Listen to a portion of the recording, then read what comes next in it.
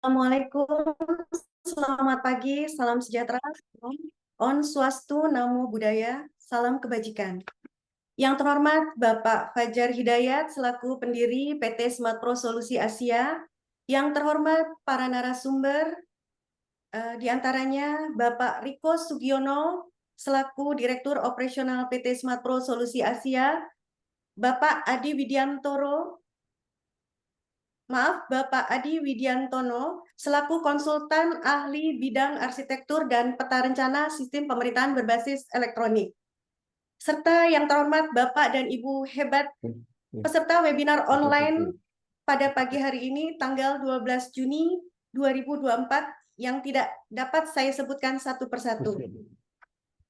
Puja dan syukur kita panjatkan kehadirat Tuhan Yang Maha Esa, karena tanpa seizinnya acara ini tidak akan terselenggara pada hari ini. Untuk itu, marilah sejenak kita berdoa menurut agama masing-masing, agar kegiatan webinar pada hari ini berjalan dengan lancar. Berdoa dimulai.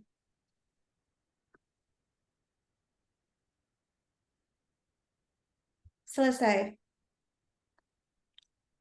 60 menit ke depan, Bapak dan Ibu hebat peserta webinar pada pagi hari ini akan ditemani oleh saya, Yulian Rahmayani. Saya biasa dipanggil Yani. Kami sangat mengapresiasi atas waktu dan semangat Bapak dan Ibu peserta webinar dapat hadir pada pagi hari ini. Bapak dan Ibu semuanya, alhamdulillah dalam keadaan sehat semua ya. Silakan Bapak dan Ibu bisa menjawab di kolom chat.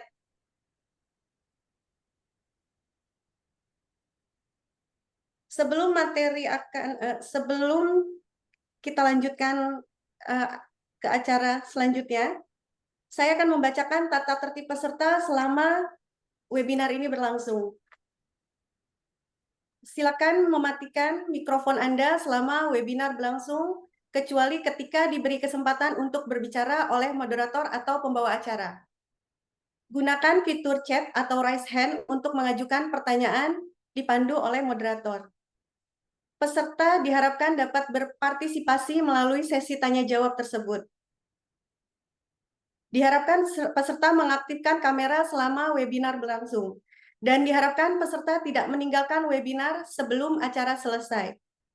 Peserta diminta untuk mengisi absen yang sudah tersedia di kolom chat.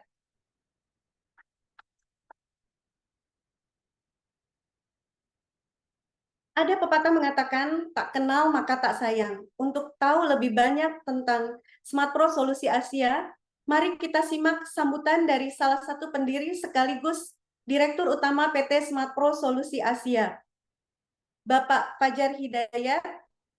Kepada Bapak dipersilahkan.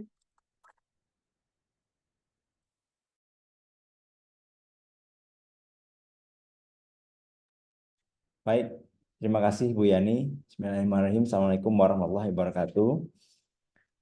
Selamat pagi Bapak Ibu semua. Salam sejahtera bagi kita semua. Semoga semuanya seperti yang tadi disampaikan dalam keadaan sehat selalu. Baik, perkenankan saya untuk mengenalkan PT Smart Pro Solusi Asia.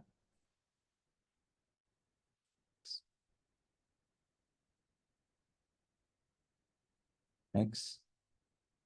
Nah, kami berdiri sudah sejak 2013, Bapak Ibu sekalian, dan sesuai dengan visi misi kami memberikan pelayanan jasa konsultasi teknologi terhadap enterprise arsitektur, ya, kemudian IT governance, kemudian risk and compliance serta security di Indonesia. Kami memberikan value, mendeliver value lewat 4 hal. Yang pertama yaitu training, kemudian consulting, kemudian solusi dan managed service. Training kita melakukan lewat beberapa hal, yaitu yang training kami sediakan adalah ITIL, kemudian COVID, TOGAF, dan ITGRC. Dalam training kita juga sudah melaunching beberapa produk baru kita untuk training, yang nanti Bapak Ibu sekalian bisa lihat. Ada 3 yang terkait dengan, atau beberapa yang terkait dengan SPBE, dan ada yang terkait dengan untuk enterprise arsitektur. Kemudian dari sisi consulting, kita mendeliver untuk IT Enterprise Arsitektur, kemudian risk and compliance, dan tata kelola serta security. Kita ada juga untuk managed service lewat project management dan ITSM. Dan yang terakhir, kita ada tools untuk Enterprise Arsitektur Tools, ya, yaitu Evolution Abacus, kemudian GRC, serta Cyber Security Tools. Next. Partner kami dalam hal ini yang paling dominan adalah Evolution dari Abacus dari Evolution, ya. Saya mau menjelaskan sedikit mengenai Abacus, ya. Abacus memberikan dukungan siap pakai untuk 100 lebih dari 100 kerangka kerja atau framework dan notasi, ya. Contohnya yang paling populer adalah TOGAF 92 dan 10, TOGAF 10 serta Archimate. Kemudian FEAF, ya, Federal Enterprise Architecture Framework. Kemudian di dunia healthcare kesehatan yaitu MITA 30, kemudian TEAP untuk transportasi, juga untuk banking, BIAN, ya. BPMN, balance scorecard, dan yang lain-lain. Serta kita juga mendukung dengan framework SPBE. Next. Ada beberapa pelayan kami yang utama. Yang pertama adalah konsultasi, pemantauan, dan evaluasi atau indeks SPBE. Pengukuran indeks SPBE ini dilakukan adalah proses penilaian dan evaluasi tingkat kematangan atau TAUFAL, ya. TAUFAL, sistem pemerintahan berbasis elektronik dalam suatu lembaga pemerintahan. Next. Kedua adalah pelatihan SPBE sendiri yang bertujuan peserta dapat memahami kerangka kerja arsitektur SPBE sehingga dapat mengarah pada penerapan transportasi digital dalam organisasi. Kemudian yang lain adalah EATUS, Abacus Evolution, serta enterprise arsitekturnya sendiri, di mana kita menyusun agar terjadi hal koordinasi yang kolaboratif antara TIK dan bisnis. Kami menyediakan layanan software as a service untuk enterprise arsitektur yang mendukung sistem informasi arsitektur SPBE seperti yang tadi kami sampaikan. Next. Berikut adalah beberapa klien kami juga, ya, ada dari pemerintahan, kemudian dari BUMN, dan juga beberapa dari lembaga yang dari organisasi swasta. Pemerintahan contohnya kita adalah mitra dari PAN-RB, Kemhan, Kominfo, Bappenas, Satu Data Bappenas, kemudian Kementerian Perindustrian, Setkap, dan lain-lain. Untuk di BUMN kami hadir di Biro Klasifikasi, Angkasa Pura, Antam, Telkom, PTPN, dan yang lain-lain. Untuk swasta kita ada di Astra dan beberapa yang lain. Next. Demikian Bapak Ibu pengenalan dari saya terkait dengan Smart Plus Solusi Asia. Selanjutnya saya silakan kembali ke Ibu Yani. Terima kasih. Terima kasih Pak Fajar atas sambutannya. Bapak Ibu, webinar kali ini akan saya sampaikan beberapa informasi terkait dengan webinar series. Mas Afif boleh di share screen beberapa jadwal series kita terkait dengan pelatihan terkait dengan webinar series, ya, SPB tentang sistem pemerintah berbasis elektronik. Ada beberapa jadwal hari Rabu tanggal 12 Juni hari ini kita laksanakan. Selanjutnya akan ada lagi di tanggal 26 Juni 2024. Lalu ada lagi di tanggal 24 Juli 2024, serta ada tanggal 10 Juli 2024 dan 7 Agustus 2024 dengan materi ataupun topik yang berbeda. Dan tentu saja dapat menginspirasi Bapak dan Ibu yang saat ini di tempat organisasi atau tempat bekerjanya sudah siapkah terhadap perubahan-perubahan yang ada saat ini terkait dengan sistem pemerintah berbasis elektronik. Bapak dan Ibu hebat, hari ini sesi acara webinar akan saya serahkan kepada Bapak Riko Sugiono selaku moderator. Kepada Bapak Riko Sugiono, disilahkan. Oke, baik. Terima kasih Ibu Yani. Assalamualaikum warahmatullahi wabarakatuh. Salam sehat untuk kita semua. Insya Allah hari ini pada hari Rabu 12 Juni 2024 kita senantiasa dikasih kesehatan ya Bapak Ibu sekalian. Jadi eh, hari ini adalah hari di mana kita akan coba melakukan beberapa eh, sharing session atau beberapa pemahaman mengenai bagaimana sih melakukan eh, pelaksanaan daripada amanah Perpres terkait dengan SPBE. Nah, mungkin eh, rekan-rekan sekalian di sini masih ingat ya, pada tanggal 27 Mei, hari Senin tepatnya itu ada SPBE Summit 2024 yang diselenggarakan oleh Kemenpan RB adalah dalam rangka mendorong perkembangan layanan digital di setiap instansi pemerintah. Nah, ini acara ini tentunya oleh Presiden Jokowi ya dibuka kemudian menitipkan pesan agar semua kementerian dan lembaga serta pemerintahan daerah saling mengintegrasikan. Nah, di sini dalam hal interoperabilitas aplikasi data layanan kemudian disampaikan mengenai bagaimana kesederhanaan dalam pelayanan dapat berdampak pada masyarakat. Jadi beberapa birokrasi yang memang sifatnya cukup panjang bisa disimplify, disederhanakan. Demikian mungkin sebagai pembuka dari saya, materi yang akan disampaikan oleh Bapak Adi Widiantoro ini adalah salah satu rekan saya yang banyak eh, berkecimpung di SPBE di beberapa kementerian dan juga membantu saya di dalam proyek-proyek. Pak Adi Widiantoro, mungkin dipersilahkan Pak.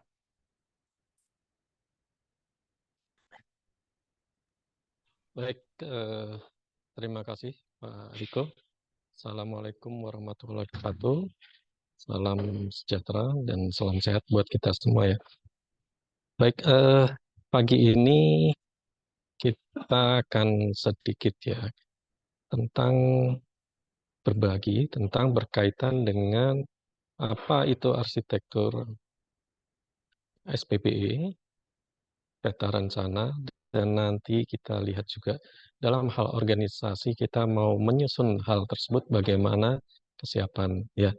Di hari ini mungkin materi yang kita akan sampaikan, namun dalam hal ini eh, apakah lebih baik ya kita akan mengenal dulu apa sih sebenarnya SPBE, karena sudah berkali-kali SPBE tapi ada beberapa hal yang mungkin sebenarnya belum secara secara kontekstualnya dari sisi SPBE dan arsitektur itu seperti apa sih sebenarnya. Dan nanti dari sisi organisasi kita sebagai melaksanakan amanah SPBE Perpres 95 nomor 95 tahun 2018 maupun berkaitan dengan arsitektur sesuai dengan Perpres nomor 132 tahun 2022. Ya, nanti kita lihat. Ya, kita akan bahas hari ini, tapi modelnya kita bisa sharing, nanti banyak tanya jawab dan seterusnya. Baik, bisa sharing langsung ya. Nah, baik. Jadi materi utama adalah kesiapan organisasi dalam menyusun arsitektur SPBE dan peta rencana. Namun untuk menuju ke sana paling tidak kita mengenal dengan namanya arsitektur SPBE dan peta rencana itu sendiri seperti apa sih. Next. Jadi agenda hari ini kita lihat tentang apakah arsitektur SPBE itu sendiri, peta rencana SPBE itu sendiri, jadi apa isinya sebenarnya. Namun ini kalau saya berikan training biasanya panjang seharian, ini hanya diberikan waktu sama Mbak Yulia itu cukup pendek, jadi saya kenalkan dulu visualnya gitu ya Mbak Yulia dalam hal arsitektur SPBE. Dan nanti kita akan bahas yang terakhir berkaitan dengan apa sih yang kita lakukan di kesiapan organisasi sendiri dalam hal penyusunan arsitektur SPBE dan peta rencana itu sendiri. Baik, kita mulai di yang agenda pertama, yaitu tentang arsitektur SPBE. Jadi kalau kita mengenal yang berkali-kali ya, kita sering dengar dengan apa yang disebut dengan SPBE, yaitu Sistem Pemerintahan Berbasis Elektronik. Dan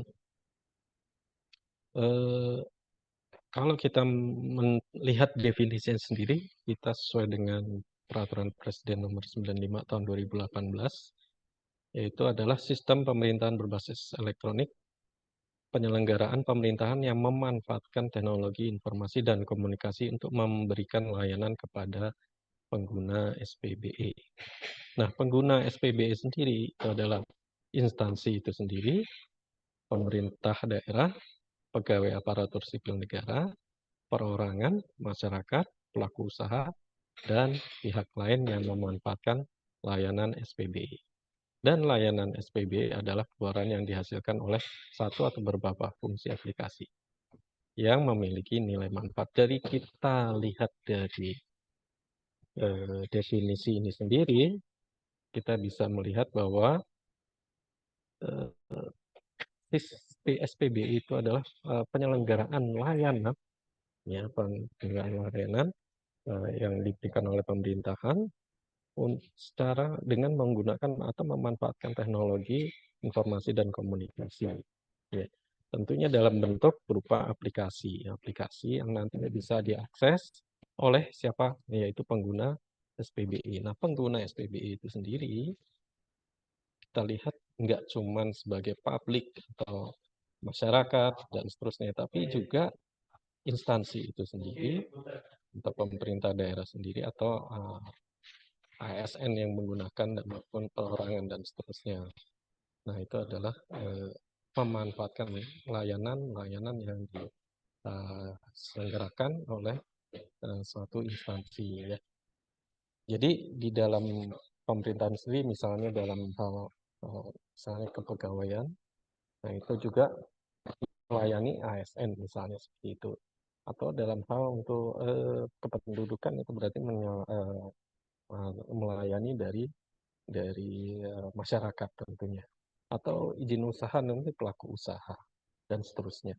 Nah, ini jadi sistem pemerintahan berbasis elektronik ini sendiri sebenarnya layanan yang diselenggarakan untuk dalam hal instansi atau pemerintah itu sendiri dan masyarakat maupun pelaku usaha. Jadi konsep sistem pemerintahan berbasis elektronik seperti itu, dan tentunya seperti yang tadi dikemukakan oleh Pak Riko, berarti kan kita arahnya ke digital karena menggunakan aplikasi. Nah, aplikasi itu sendiri tentunya nanti target kedepannya bisa diakses melalui berbagai macam modality atau dalam channel. Dalam hal ini misalnya menggunakan laptop, HP, dan komputer itu sendiri, ya, jadi menggunakan smartphone. Nah, itu yang kita sebut pemerintahan. Jadi layanan yang tadinya bisa dikatakan harus tatap muka dan seterusnya, kita larikan ke dalam bentuk elektronik dalam sebuah aplikasi, layanannya seperti itu. Sehingga terjadi layanan itu sendiri langsung menyentuh ke pengguna layanan itu sendiri. Okay, next.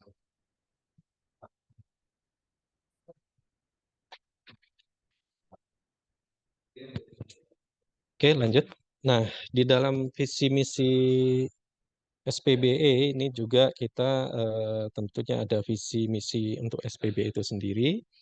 Jadi terwujudnya kalau kita lihat pemerintahan berbasis yang terpadu menyeluruh untuk mencapai birokrasi pelayanan publik yang berkinerja tinggi.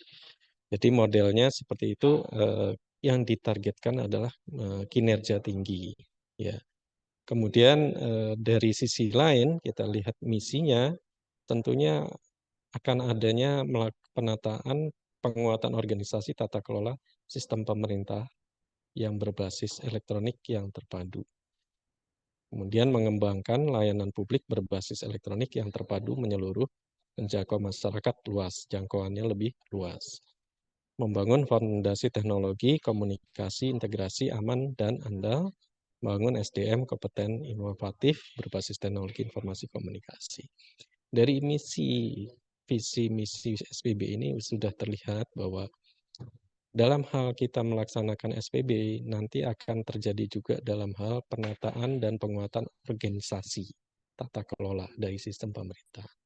Nah, itu yang tadinya mungkin apa namanya pelayanannya menggunakan secara manual berubah ke elektronik, nanti dari sisi organisasi juga kita akan mengalami penguatan dan hal yang lain yang menyesuaikan. Demikian juga pelayanannya kan tidak hanya untuk publik, tapi untuk instansi itu sendiri juga seperti itu. Nah, untuk publik sendiri juga berubah ke arah elektronik dan bentuknya adalah terpadu, ya, dari satu aplikasi elektronik bisa meliputi berbagai macam layanan dan menyeluruh, dan tentunya jangkauannya bisa menjadi lebih luas, ya.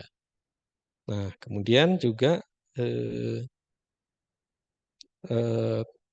berkaitan hal tersebut, maka perlu penguatan dalam hal pondasi dari teknologi informasi dan komunikasi, yang tentunya perlu sesuatu yang teknologi yang saling terintegrasi satu sama lain, dan tentunya aman, jadi perlu diamankan, dan andal. Andal itu berarti berjalan terus-menerus tanpa ada masalah. Jadi artinya masalahnya dikecilkan. Nah, tapi dari 3 misi itu, kalau tidak ada SDM yang kompeten dalam hal untuk mendukung hal 3 di sana juga tidak mungkin. Jadi tentunya ada SDM yang diperlukan secara kompeten untuk inovatif, berbasis teknologi informasi dan komunikasi untuk mendukung 1, 2, 3 ini tadi. Nah, ini yang kita sebut juga nanti gambarannya sebagai SPBE itu menjadi sebuah platform, ya, untuk pemerintahan, ya. Jadi untuk menuju pemerintahan yang bersih, efektif, efisien, dan netral, profesional, ya, nanti akan menaikkan kualitas pelayanan pemerintahan, ya, didukung oleh 3 pilar misalnya di dalam gambar ini, sehingga pondasi dari sistem pemerintahan berbasis elektronik menjadi pondasi termasuk tata kelolanya yang didukung oleh tata kelola atau kebijakan-kebijakan yang mendukung SPBE itu sendiri sebagai pondasi, ya. Itu yang berkaitan dengan SPBE, jadi yang kita akan larikan ke arah sana SPBE-nya. Baik, lanjut. Next. Nah, di dalam Perpres 95 itu sendiri sebenarnya ada kerangka kerja dari SPBE. Jadi kalau kita bingung juga SPBE itu apa saja, nah ini sebenarnya di Perpres 95 kalau kita gambarkan bentuk kerangka kerjanya adalah seperti ini. Jadi yang lingkaran paling luar terdapat kita sebut dengan manajemen SPBE. Nah, manajemen SPBE sendiri itu sendiri terdiri manajemen risiko, terus kemudian manajemen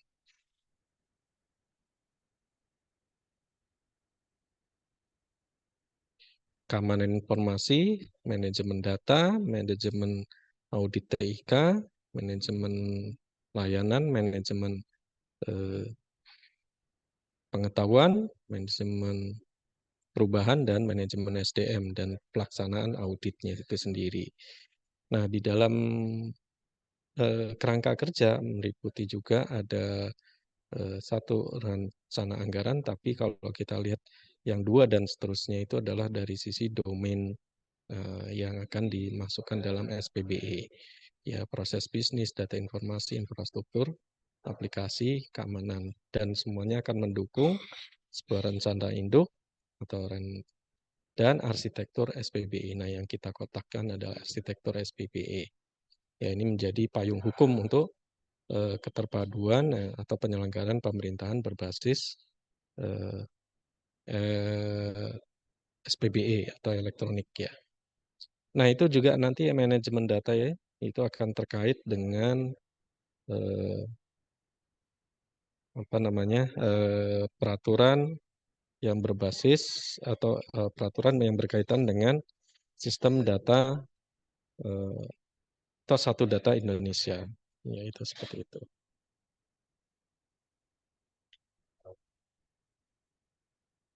Oke, selanjutnya kita lanjut lagi. Nah, kita akan masuk ke arsitektur. Kalau tadi kita bicara dengan SPBE-nya itu sendiri, kita langsung masuk ke arsitektur ya, ke arsitektur SPBE.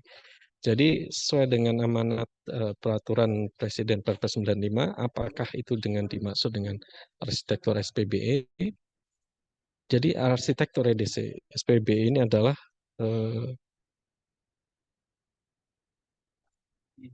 apa namanya sebelum kembali lagi sebelumnya. Ya, merupakan kerangka dasar yang mendeskripsikan integrasi proses bisnis, data dan informasi, infrastruktur SPBE, aplikasi SPBE, dan keamanan SPBE untuk menghasilkan layanan SPBE terintegrasi. Jadi sekali lagi di dalam definisi ini muncul lagi layanan SPBE. Jadi target utama adalah SPBE yang terintegrasi layanan. Jadi ini adalah kerangka dasar atau suatu kerangka kerja untuk memberikan pedoman atau membuat suatu gambaran ya bagaimana proses itu antara bisnis atau proses dari sektor-sektor yang ditangani kalau di instansi, kemudian data informasi infrastruktur termasuk aplikasi dan keamanannya yang saling mengkaitkan dan menghasilkan suatu layanan SPBE yang terintegrasi. Ini adalah pengertian dari arsitektur SPBE. Lanjut. Nah, di dalam arsitektur SPBE itu terdiri dari arsitektur nasional, instansi pusat, dan arsitektur SPBE pemerintah daerah. Ini sudah tercantum. Dan kita lihat di arsitektur SPBE nasional sudah dikeluarkan melalui Perpres 132 ya nomor 32 di pedomannya di situ ya itu tentang arsitektur SPBE secara nasional. Jadi tinggal kita acu tapi nanti di instansi pusat dan seterusnya itu adalah turunan dari arsitektur SPBE nasional yang kita lihat ya seperti itu. Baik, lanjut. Dalam hal kerangka yang tadi digambarkan seperti ini ya, kalau di 132 di Perpres 132 gambarnya adalah modelnya seperti ini ya. Jadi di dalam suatu kerangka kerja arsitektur SPBE ada visi misi SPBE, tujuan dan sasaran SPBE. Kemudian di tengahnya ada arsitektur SPBE dan didukung oleh manajemen SPBE dan tata kelola SPBE. Nah, kalau kita lihat dengan kerangka kerjanya Perpres 95, maka manajemen SPBE ini adalah yang tadi ada 9 tadi ya, kurang lebih 8 atau 9. Nah, kemudian tata kelola ini berkaitan dengan kebijakan-kebijakan yang akan mendukung arsitektur itu SPBE sendiri. Ya, untuk berjalannya suatu kebijakan terus menjalankan pedoman berdasarkan manajemen untuk menerapkan atau mengimplementasikan arsitektur SPBE itu sendiri untuk mencapai tujuan dan sasaran atau visi misi yang tadi yang sudah kita sebutkan di atas ya untuk SPBE sendiri ya. Itu secara nasional. Jadi nanti secara instansi juga sebenarnya kita bisa buat seperti itu bentuknya. Baik, lanjut. Nah, kita kalau lihat dari kotak yang di tengah tentang arsitektur SPBE itu sendiri, nah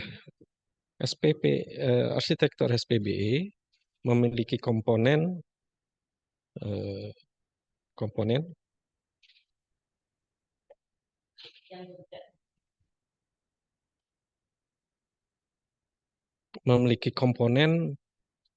sebagai referensi atau kembali lagi sebelum ke sini referensi arsitektur SPBE dan domain arsitektur. Jadi ada dua komponen utama. Referensi adalah mendeskripsikan komponen dasar dari arsitektur baku yang untuk menyusun setiap domain arsitektur. Sedangkan domain kerangka dasar yang menjadi substansi dari arsitektur setiap domain. Coba kita lihat di gambar berikutnya. Nah, di dalam yang kotak arsitektur SPBE sendiri, itu akan terdiri dari beberapa domain arsitektur. Nah, domain itu sendiri nanti kita lihat, terus kemudian di dalam setiap domain itu akan mengandung referensi arsitektur. Nah, jadi setiap domain mengandung referensi arsitektur. Nah, di dalam referensi arsitektur itu kalau kita isikan itu berdasarkan datanya memiliki metadata arsitektur. Ya, ini dalam gambarannya seperti itu.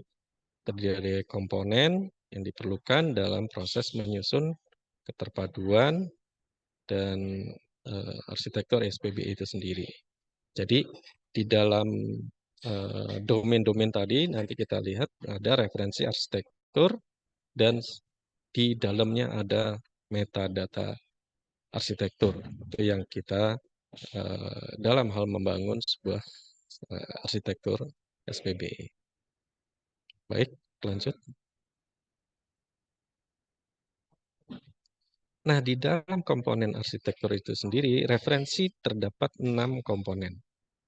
Jadi berkaitan dengan referensi arsitektur proses bisnis yang kita sudah, mungkin ini juga udah dikenal.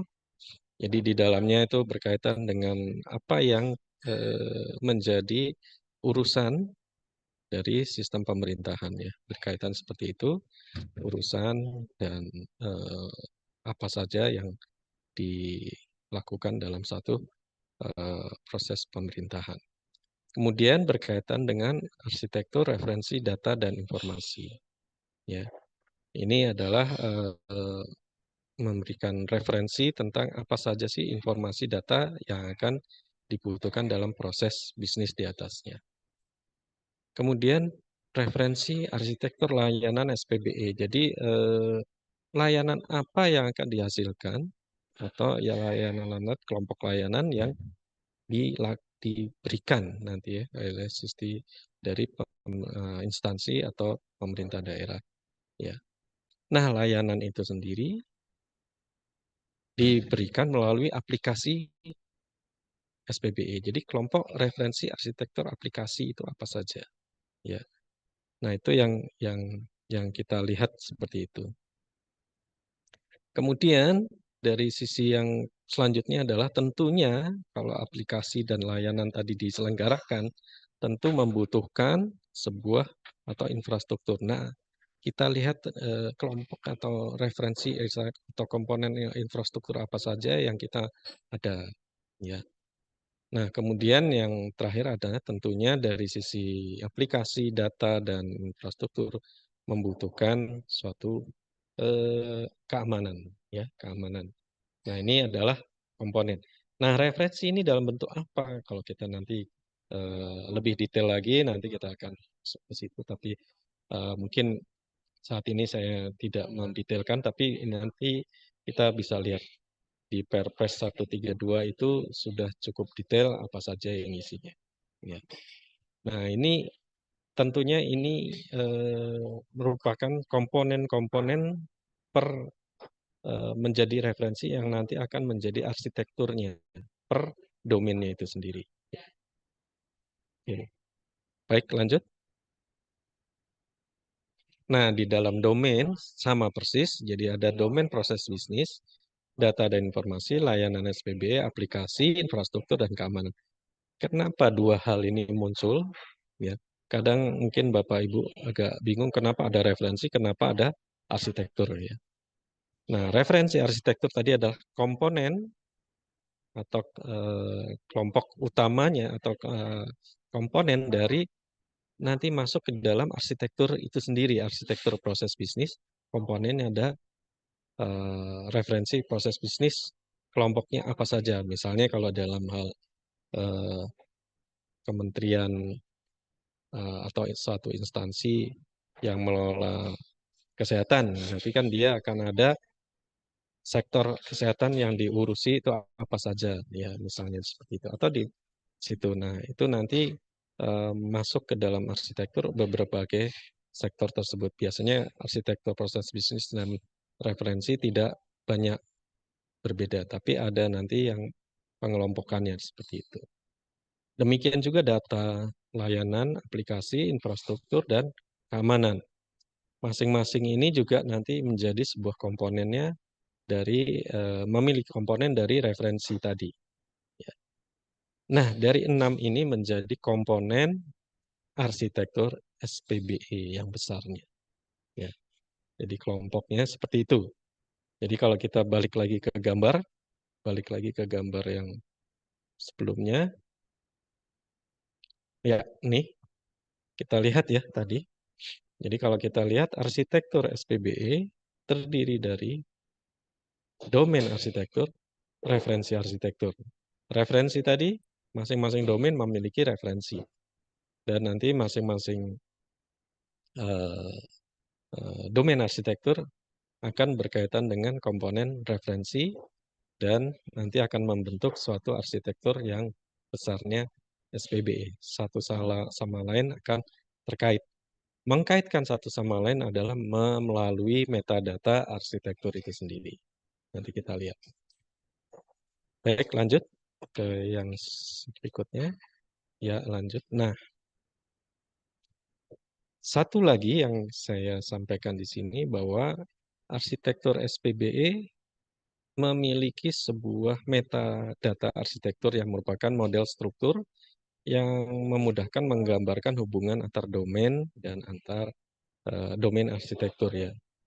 Nah, ini biasanya yang kita lihat kalau misalnya di beberapa Bapak Ibu yang pernah mengikuti dari SPBE itu tentang apa spreadsheet atau apa yang ditampilkan. Nah, itu sebenarnya adalah bentuk metadata.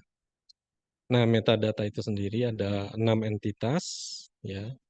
Entitasnya itu sesuai dengan domain arsitektur. Balik lagi sesuai dengan domain arsitektur. Nah, setiap entitas memiliki apa namanya memiliki satu metadata. Metadata itu adalah data-data yang berkaitan yang berisi detail dari entitas tersebut. Misalnya proses bisnis, nama proses bisnis, apa fungsinya, dan seterusnya ya. Seperti itu. Nanti di paling belakang ada keterkaitan dengan domain yang lain. Ya. Kecuali domain arsitektur infrastruktur, ini memiliki metadatanya cukup banyak. Ada 10 metadata. Nah, ini yang kita lihat di komponen arsitektur SPBE. Nah, ini adalah yang mengkaitkan satu sama lain dalam sebuah arsitektur. Baik, lanjut.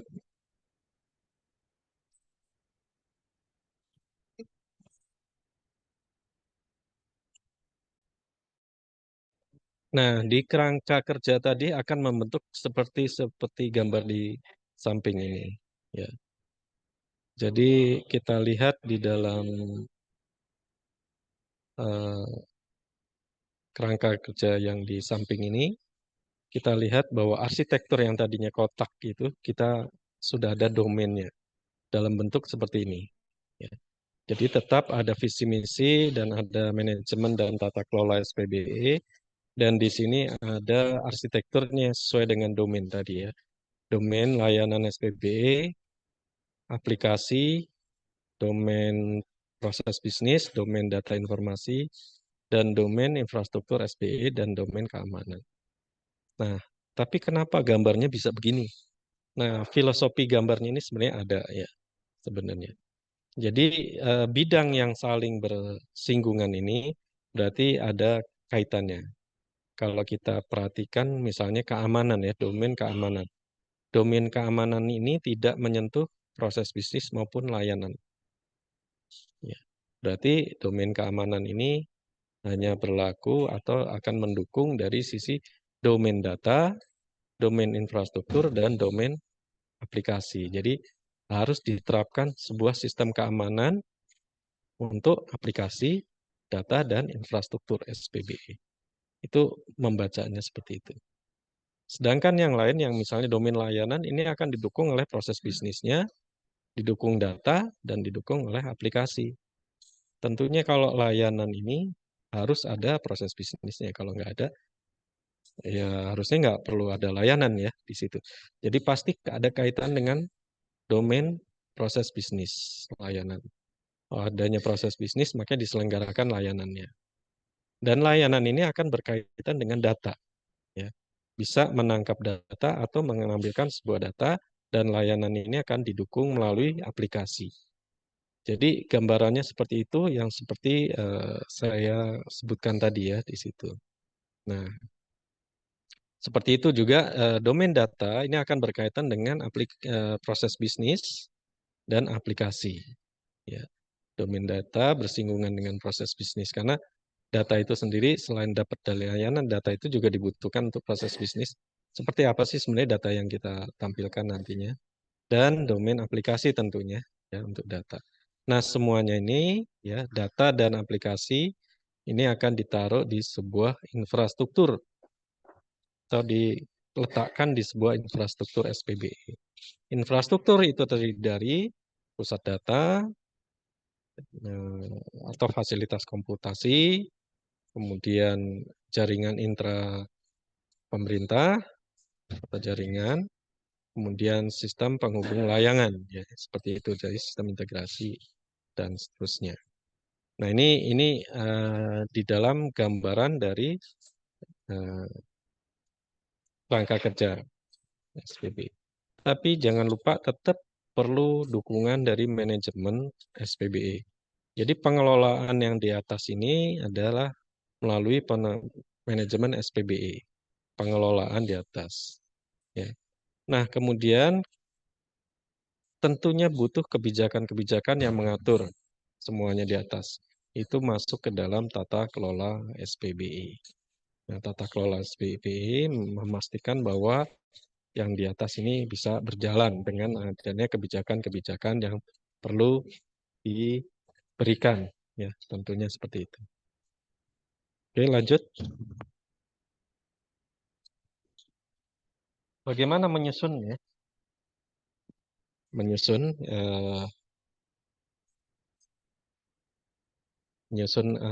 untuk arsitektur SPBE tentunya ada beberapa tahapan yang mungkin saya sederhanakan saja. Jadi pertama ya tentunya adalah menyusun referensi tadi. Referensi yang ada 6 referensi, terus memetakan kondisi sesuai dengan domain yang menggunakan metadata arsitektur. Ya, metadata itu datanya sudah ada, kita tinggal masukkan data-datanya. Dan tentunya kita menyusun referensi kan ada referensi nasional, yang sudah ada nasional kita tinggal turunkan sesuai dengan apa yang kita urusan pemerintahan yang kita lakukan seperti itu. Nah, tentunya modelkan hasil pemetaan sebagai arsitektur. Jadi kita melihat bahwa apa yang ada saja itu sudah menjadi arsitektur, tapi arsitektur SPBE saat ini. Jadi mungkin aplikasinya banyak yang double, enggak apa-apa. Itu kita tangkap dulu sebagai hasil saat ini. Nah, mungkin ada layanan yang belum ada elektroniknya, tidak apa-apa. Itu hanya menggambarkan pemetaan. Ada layanan yang probisnya nggak ada. Nah, itu pertanyaan. Itu juga sama, dipetakan saja. Nah, baru lakukan analisa dan kondisi sesuai dengan semangat SPBE. Semangat SPBE, ya seperti tadi, keterpaduan dan seterusnya. Ya, digambarkan lagi hasil modelnya untuk yang ke depannya. Jadi misalnya yang belum ada SPBE-nya atau belum ada elektronika layanannya, mungkin ke depannya harus dibangun aplikasinya. Tentu aplikasi dibangun akan ditetapkan di infrastruktur mana dan data apa yang digunakan. Nah, itu yang dikedepankan ya. Dibuat secara model arsitektur ke depannya. Jadi ini saya gambarkan sederhananya seperti itu. Nah, itu tentunya nanti kita akan mempengaruhi bagaimana kesiapan organisasi untuk menyusun hal tersebut. Nanti di berikutnya ya.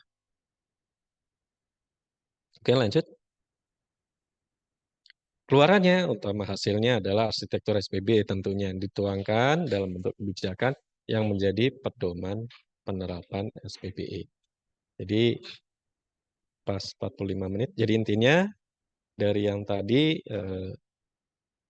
apa yang kita dapat, yang proses tadi, hasil akhirnya adalah bentuknya adalah arsitektur.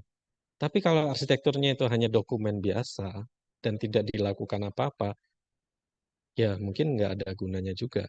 Tapi kalau kita tuangkan dalam bentuk pedoman atau aturan kebijakan yang harus dijadikan suatu pedoman pengembangan SPBE di dalam satu instansi atau pemerintah daerah, itu menjadi sesuatu. Ya, tentunya keluarannya harus dituangkan dalam bentukan kebijakan yang menjadi pedoman. Jadi itu yang target akhirnya untuk mendapatkan arsitektur SPBE. Baik, itu untuk arsitektur SPBE. Mungkin setelah ini kita akan lanjut ke peta rencana, tapi saya kembalikan dulu ke Pak Riko untuk pertanyaan. Ya, silakan diskusi atau pertanyaan. Oke, baik, terima kasih Pak Adi. Mungkin rekan-rekan di sini memang cukup familiar ya dengan yang sudah dijabarkan karena memang ini sudah cukup sering disosialisasikan gitu kan. Cuman yang pada intinya di sini adalah kita harus mulai dari mana, kemudian bagaimana cara mengimplementasikan dari sisi arsitekturnya itu sendiri sehingga nanti eh, bisa kita petakan menjadi peta rencana. Nah, mungkin tadi sudah ada beberapa yang sudah disampaikan ya secara cukup mendasar yang sering disosialisasikan juga di beberapa teman-teman juga mungkin di Kemenpan RB. Namun sekarang mungkin di sini kan intinya adalah bagaimana kita meningkatkan indeks SPBE gitu yang sesuai dengan apa yang diamanahkan gitu kan. Tentu perlu strategi nih gitu loh. Nah, strategi ini mungkin nanti bisa bisa dipertanyakan bagaimana Pak strategiknya gitu. Karena di sini kalau di pemerintahan itu ya, terutama di pemerintahan daerah kan ada yang namanya layanan. Kemudian bagaimana kebijakannya sehingga antara dua dua inland itu akan menciptakan dalam hal peningkatan layanan. Nah, di situ nanti bobotnya mungkin bisa ditanyakan. Seperti itu. Mungkin kalau memang ada pertanyaan, silakan kita buka sesi tanya jawab.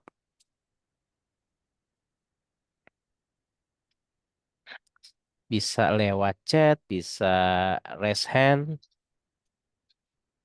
Silakan Bapak Ibu.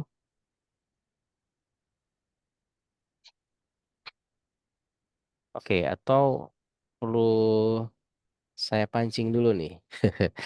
Oke, Pak Adi, mungkin pertanyaan yang cukup mendasar juga sih sebenarnya ya dalam hal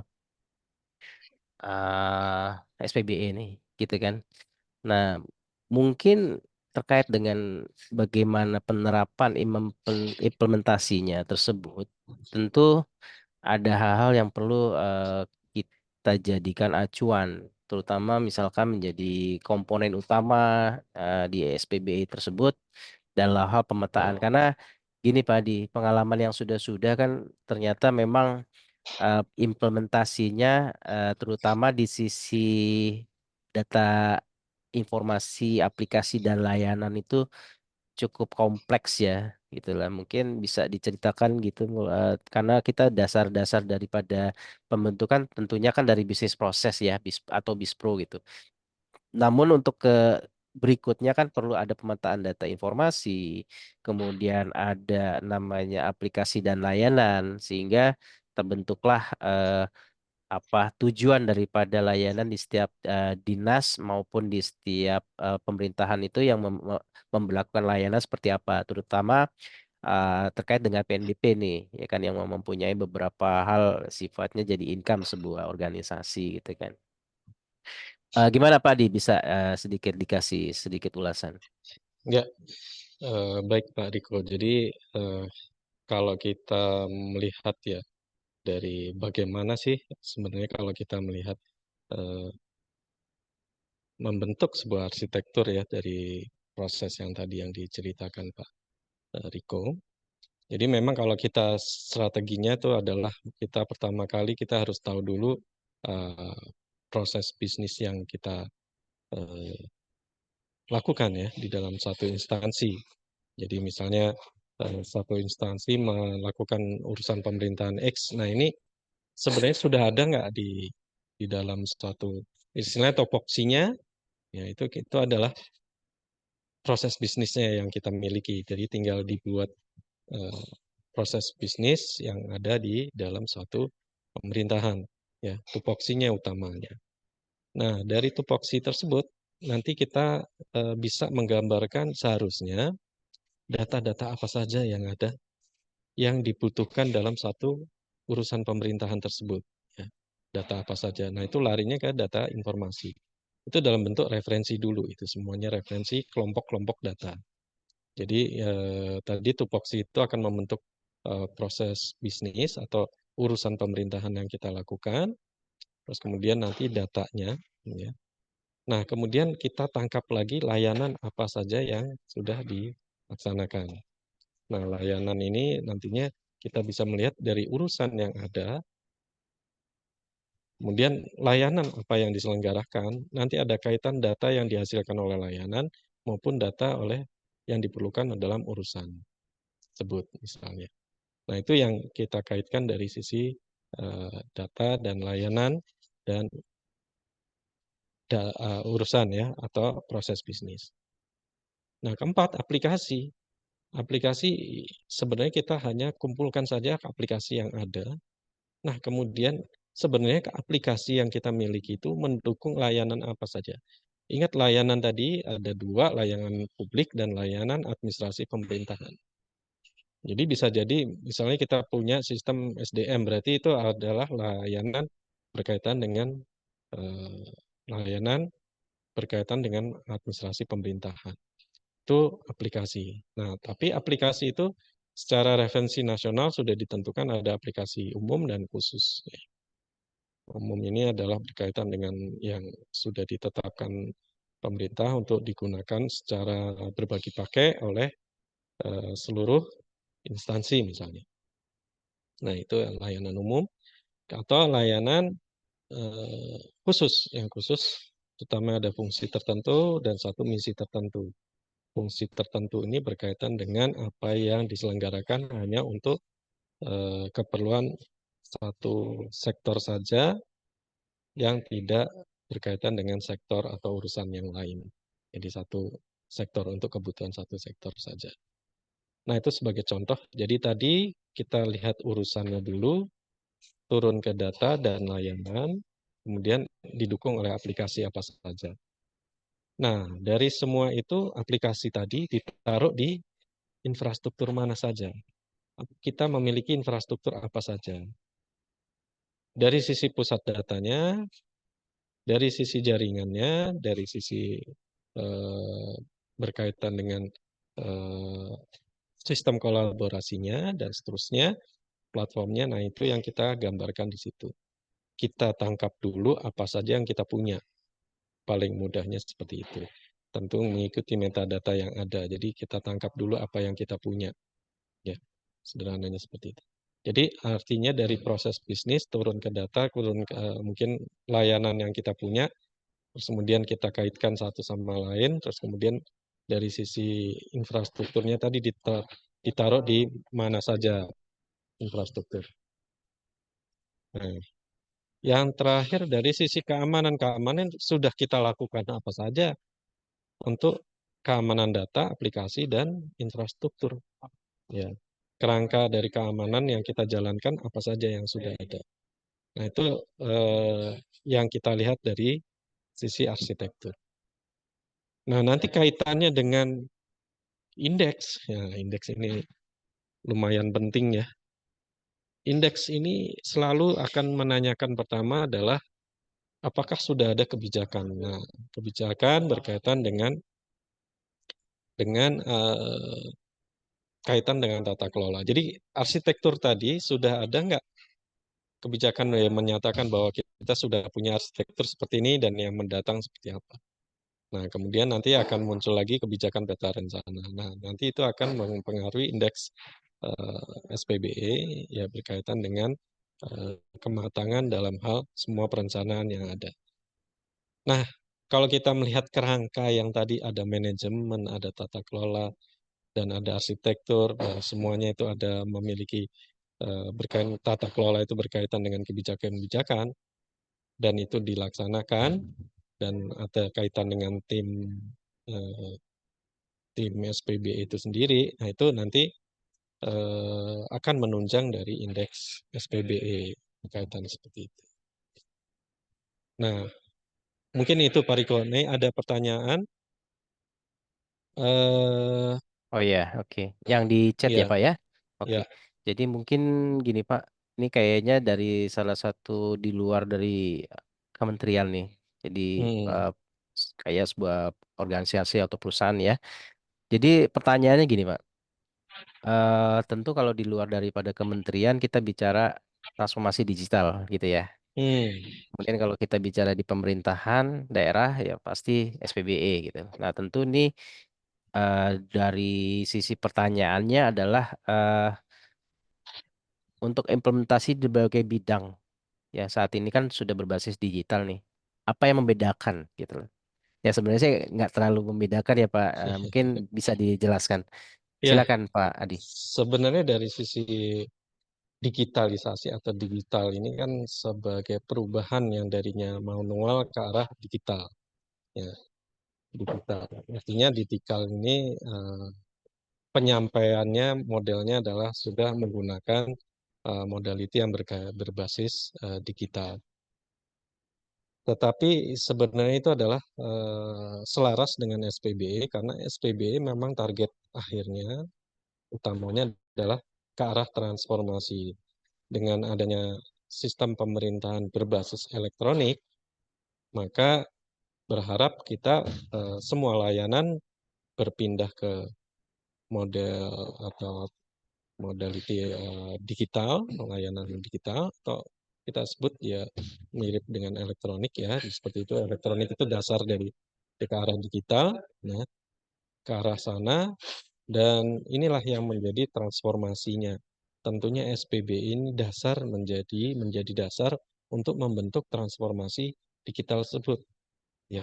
Karena di dalam SPBE udah jelas ada keterpaduan, ada integrasi satu sama lain. Jangan sampai kita arah digital tapi sendiri-sendiri. Nah, kalau itu udah terjadi, misalnya. Sekarang kan beberapa mungkin instansi melakukan proses transformasi digital tapi sendiri-sendiri. Mereka melakukan layanan digital sendiri. Nah, kalau SPBE semangatnya bukan sekedar digitalisasi, tapi juga transformasi dari sisi integrasi keterpaduan data satu sama lain. Ya, jadi itu yang mendasari ya. Jadi SPBE ini akan mendasari ke arah transformasi digital. Tapi dalam bentuk apa? Karena di SPBE lebih ke arah Baik. eh, keterpaduan. Mungkin Ya. itu Pak. Iya, makasih Pak Adi. Mungkin bisa saya sederhanakan kembali ya kesimpulannya nih Pak Adi. Kalau saya lihat dari penjelasan Pak Adi, jadi memang ada dua sisi ya, dari sisi pemerintahan, sisi swasta. Mungkin kalau di sisi pemerintahan nanti sebenarnya peningkatan layanan gitu kan, peningkatan layanan publik maupun administrasi pemerintahannya. Jadi misalkan kalau kita bicara di sisi pemerintahan ya SPBE, mungkin ada layanan. Nah, layanan ini sebenarnya kan aplikasi berbagi pakai gitu kan. Dasarnya itu yang seperti Pak Adi sampaikan. Sehingga nanti tentu dikelola oleh kebijakannya seperti apa. Sehingga dalam hal layanan kebijakan sehingga tercapailah peningkatan layanannya sehingga bisa diukur gitu kan. Nah, itu mungkin di pemerintahan ya. Yang saya simpulkan seperti itu dari sisi Pak Adi. Mungkin kalau di swasta bisa saja misalkan peningkatannya tidak bisa secara layanannya gitu ya Pak Adi ya, tapi lebih kepada peningkatan dari sisi profit misalkan gitu kan. Kira-kira apa nih teknologi informasi yang bisa mendukung edit value terhadap perusahaan tersebut gitu dengan menerapkan transformasi digital. Ya contohnya mungkin Pak Di, selama ini kita tahu ya kalau kita naik kereta zaman dulu nih pakainya tiketnya tuh karcis itu ya. Sehingga bisa ada dalam tanda kutip kenakalan di operator bahwa yang disimpan 100 tiket tapi yang dijual bisa lebih dari 100 tiket gitu kan. Sehingga yang sisanya itu gelap kan itu tidak terhitung. Nah, dengan adanya sistem teknologi berarti kan bisa terdeteksi nih berapa yang terjual dengan cara elektronik gitu kan, dengan tapping, dengan barcode dan segala macamnya sehingga apa yang dijual jumlah penumpangnya sudah sesuai dan valid Dan itulah yang didukung oleh transformasi digital di kereta api Indonesia, salah satu contohnya. Mungkin itu dari Pak Syarif ya, PT Eka Dharma Internasional mungkin cukup bisa menjawab. Dan juga ini salah satu memang sering ditanyakan sih. Kadang-kadang kan beberapa juga kita harus masuk ke industrinya mana nih, pemerintahan atau swasta, BUMN atau semacamnya. Jadi memang harus pas. Jadi tidak bisa dipukul semua rata bicaranya SPB. Mungkin gitu ya Pak Adi ya. Ya, baik. Oke, mungkin dari sisi ini sesi pertama ya berarti ya, kalau nggak salah Iya, ya. baru sesi pertama Uh, ini. Mungkin dari sesi keduanya dari MC apalagi?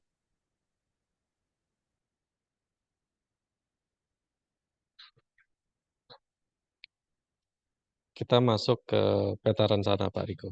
Oh, peta rencana langsung ya. Oh, Iya, oke, baik. iya langsung. Silakan Pak Di kalau gitu. Jadi kita lihat nih, tadi kan sudah bicara di sisi layanan, aplikasi dan Hmm. segala macamnya, kemudian bagaimana peningkatan layanan tentunya harus terorganisasi dalam roadmap atau peta rencana. Silakan Pak Di.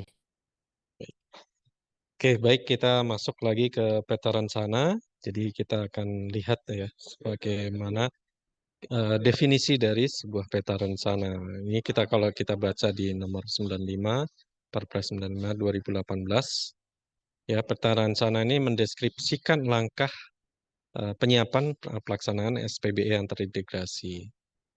Nah, ini ada nasional, instansi pusat, dan daerah. Nah, sebenarnya ini adalah bagaimana nanti yang akan kita lihat ya, deskripsi dari sisi langkah apa yang kita akan menerapkan dan melaksanakan SPBE terintegrasi. Ini adalah definisi utama dari peta rencana SPBE.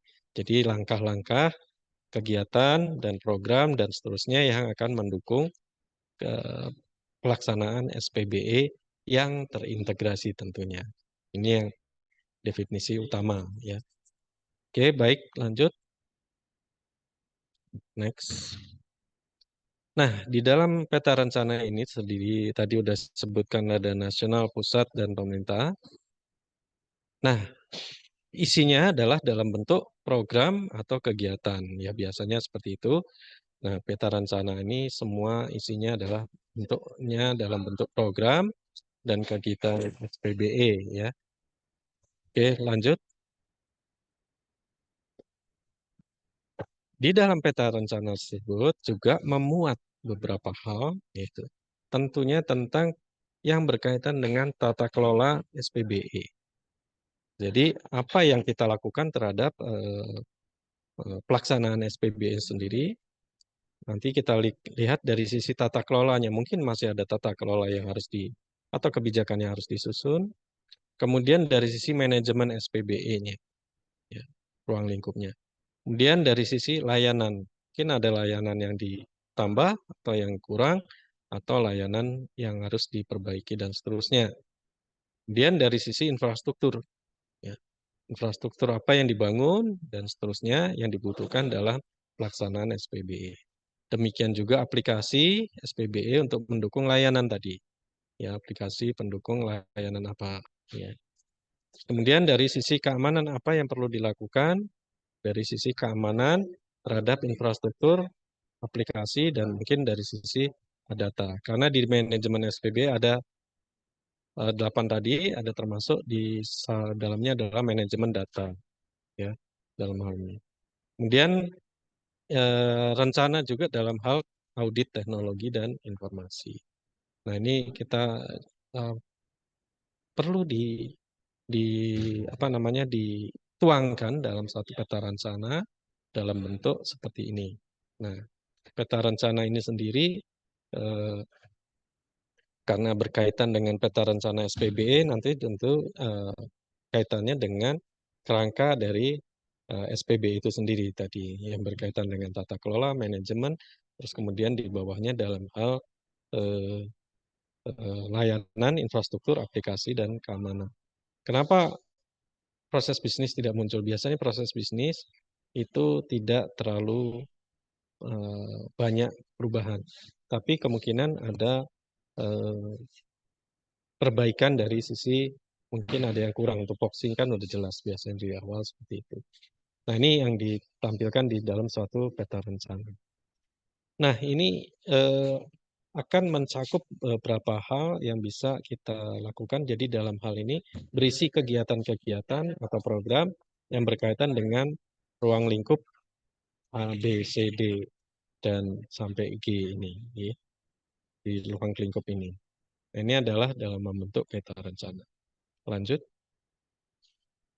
Dalam jangka waktu berapa yang, jadi kalau secara nasional itu 5 tahun, peta rencana bisa direview dalam paruh waktu atau akhir pelaksanaan atau sesuai. Jadi kalau kita membangun peta rencana untuk 5 tahun, jadi untuk 5 tahun ke depan, ya.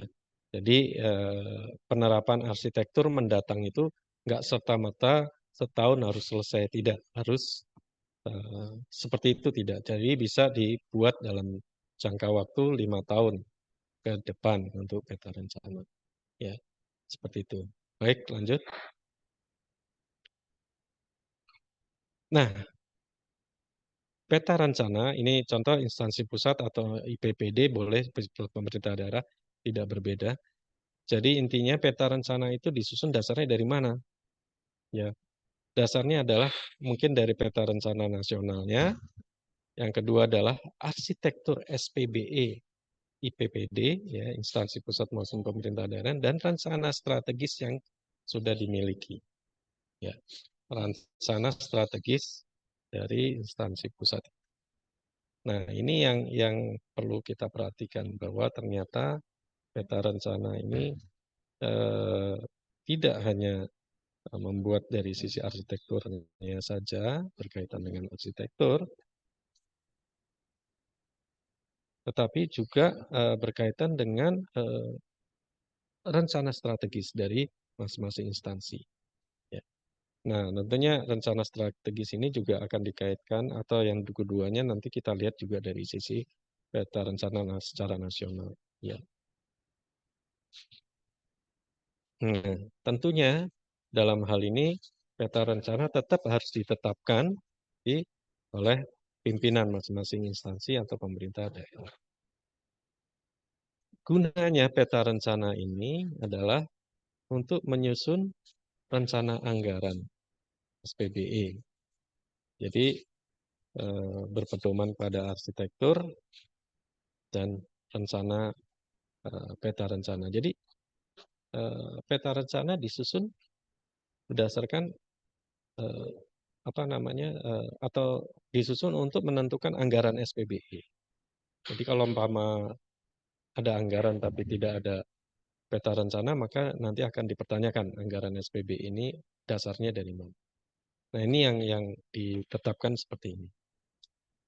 Nah, ini yang menjadi acuan utama di mana kita akan membentuk suatu peta rencana, terus nanti dimanfaatkan menjadi sebuah anggaran sesuai dengan kegiatan yang direncanakan dalam peta rencana, tentunya berkaitan dengan SPBE.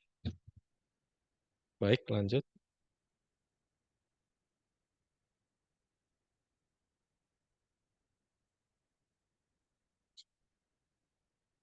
Nah, di dalam peta rencana SPBE ini sama ya, intinya menerapkan penerapan berkaitan dengan penerapan tata kelola, jadi slide menyusun dan penerapannya, juga menerapkan manajemen SPBE yang ada 9 tadi, manajemen atau 8 ya, manajemennya, ya. Terus kemudian dalam hal kalau penyelenggaraan layanan juga kapan dan diselenggarakan kapan ditetapkan sampai disosialisasikan, dan layanan itu berjalan sampai kapan.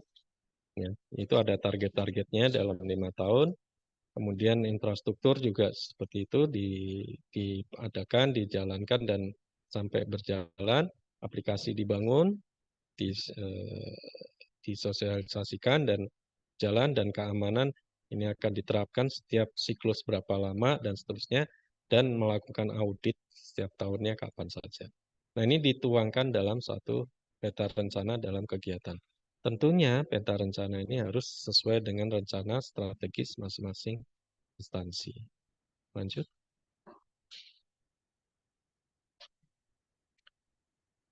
Nah, sebenarnya peta rencana ini adalah sebuah proses di mana yang kita lihat bahwa ada arsitektur yang saat ini dan arsitektur mendatang. Itu terjadi ada gap ya, mungkin ada perbedaan. Nah, itu adalah kita bisa membuat suatu peta rencana dari arsitektur yang sebelumnya dan saat ini yang sudah ada ke arsitektur yang ke depan. Ke depan ini kita buat dalam peta rencana.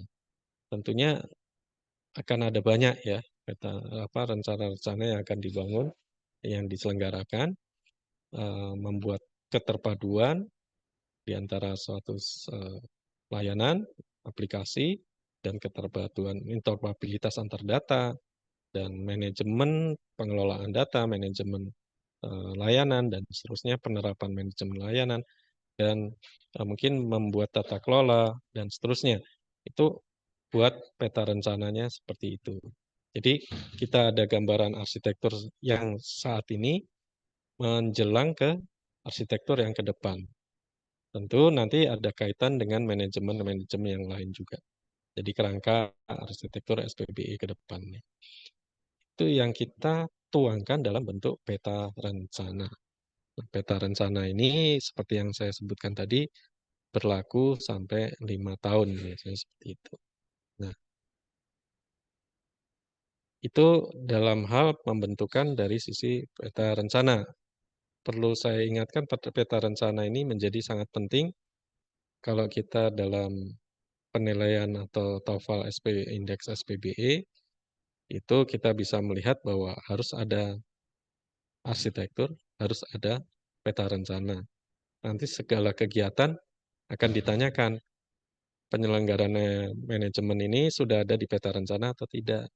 Pasti harus seperti itu. Sehingga kalau mau nilainya bagus, itu pasti harus ada peta rencana dan arsitektur. Utamanya seperti itu.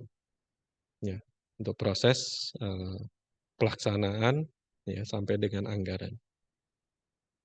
Lanjut. Nah, sebenarnya peta rencana ini akan menjalankan suatu arsitektur yang dimana tadinya tidak ada integrasi view menjadi terintegrasi dari sisi government level. Jadi inti dari gambaran konseptual keterpaduannya menjadi seperti ini. Ya. Nah, ini adalah peta rencana dari arsitektur SPBE. Hasil harapannya seperti ini gambarannya. Oke, baik. Berikutnya.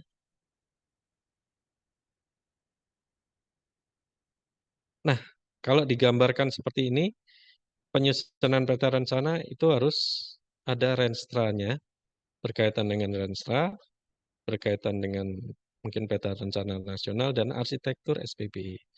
Jadi kalau kita harus membuat suatu peta rencana, harus ada arsitekturnya dulu.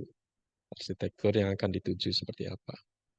Nah, renstra-nya sudah ada, harus ada renstra, mungkin yang dikaitkan dengan peta rencana nasional. Hasilnya adalah sebuah peta rencana SPBE yang memuat berkaitan dengan pelaksanaan tata kelola. Jadi apa di dalam tata kelola itu kegiatan apa saja untuk yang mendukung dari sisi tata kelola SPBE. Kegiatan apa saja yang untuk menjalankan atau menerapkan manajemen SPBE. Kegiatan apa saja untuk meningkatkan layanan SPBE, layanan yang diberikan. Terus kemudian pengembangan apa saja yang membutuhkan infrastruktur SPBE dan aplikasi apa saja yang dibangun untuk menjalankan layanan SPBE. Dan berikutnya keamanan, dilakukan peningkatan keamanan dan seterusnya, dan audit SPBE. Perlu diketahui di dalam manajemen yang saya sebutkan tadi ada termasuk di dalamnya adalah manajemen data, pengelolaan data, terus kemudian manajemen SDM, jadi peningkatan SDM dan di situ ada masuk di dalam manajemen SPBE. Demikian juga dalam hal mungkin manajemen layanannya, perubahan dan seterusnya, itu juga ada di manajemen SPBE. Manajemen risiko, melakukan pemeriksaan risiko dan seterusnya ada di manajemen SPBE. Nah ini kalau kita lihat tata kelola, layanan, infrastruktur, aplikasi, keamanan, dan audit sedikit, tapi kalau di manajemen ada 9 atau 8 sub kegiatan lagi atau sub dari sisi kegiatan detailnya. Nanti bisa masuk sebagai kegiatan untuk data, manajemen data, kegiatan peningkatan SDM-nya untuk SPBE ada di manajemen SPBE. Misalnya seperti itu, jadi hasilnya seperti itu. Sesuai dengan peta rencana atau sesuai dengan renstra dari masing-masing instansi ya. Instansi harus dikaitkan dengan renstra masing-masing instansi. Misalnya ada satu layanan strategis misalnya di kesehatan, misalnya ke depannya layanan kesehatan yang terpadu atau terintegrasi, maka membutuhkan elektronik rekam medis misalnya. Itu larinya ke situ, nanti akan lagi muncul sebuah layanan atau aplikasi yang berkaitan rekam medis. Terus kemudian nanti dalam hal ini akan di pengelolaan data rekam medis dan yang lainnya. Itu prosesnya. Ya. Baik, lanjut. Nah, ini kita lari ke kesiapan organisasi. Tapi sebelum tadi saya sebutkan peta rencana itu juga keluarannya harusnya dituangkan dalam suatu kebijakan ya. Jangan lupa seperti itu kebijakan. Nah, dalam sesi ini kita bahas juga tentang kesiapan organisasi dalam penyusunan arsitektur dan peta rencana. Sebenarnya tidak sulit-sulit juga, tapi biasanya bingung juga mau ngapainnya dulu, kemana saja dulu. Nah, kita coba bahas. Baik, lanjut. Nah, secara umum organisasi kesiapannya tentu pertama adalah perencanaan ya. Kita tidak bisa serta-merta kita jalanin SPBE, tapi kita juga harus tahu tujuan visi dan tujuannya sesuai dengan semangat SPBE. Nah, ini biasanya sudah ada kalau ada visi misi sebuah instansi itu tinggal diturunkan ke arah SPBE seperti apa. Nah, itu yang kita lakukan di dalam suatu organisasi. Kemudian target dan sasaran yang akan dicapai. Nah, ini biasanya ada berkaitan dengan misalnya target kita, indeks kita jelek. Nah, itu juga termasuk target indeks TOEFL ya, indeks SPBE-nya meningkat. Tapi dengan cara apa? Mesti kita lihat juga dari sisi visi misi kita seperti apa. Target menjadi yang ke depannya. Jadi turunannya jatuhnya ke indeks, tapi dari sisi lain juga dari penerapan SPBE yang kita targetkan. Nah, kemudian juga penerapan dari perencanaan manajemen SPBE. Dari kerangka yang kita lihat manajemen SPBE, nah kita yang belum ada seperti apa, yang harus kita terapkan. Ya. Nah, ini dari sisi perencanaan. Oke. Next. Kemudian organisasian dan sumber daya. Ini biasanya ya, di tim dari suatu pemerintahan perlu ada tim SPBE atau steering committee dari SPBE. Perlu diingat, tim SPBE tidak harus hanya dilakukan oleh Satker yang membidangi TIK. Jadi harusnya dipimpin oleh yang pimpinan dari suatu instansi atau dari eselon tingkat 1 atau 2. Kemudian di situ baru ada tim-tim yang lain, salah satunya adalah tim berkaitan dengan TIK, atau membidangi TIK, membidangi organisasi dan tata kelola, ya tata laksana, Ortala ya, dan membidangi yang lain-lain yang dibutuhkan di dalam satu tim SPBE. Nah, di situ juga ada tim pelaksana SPBE, ya.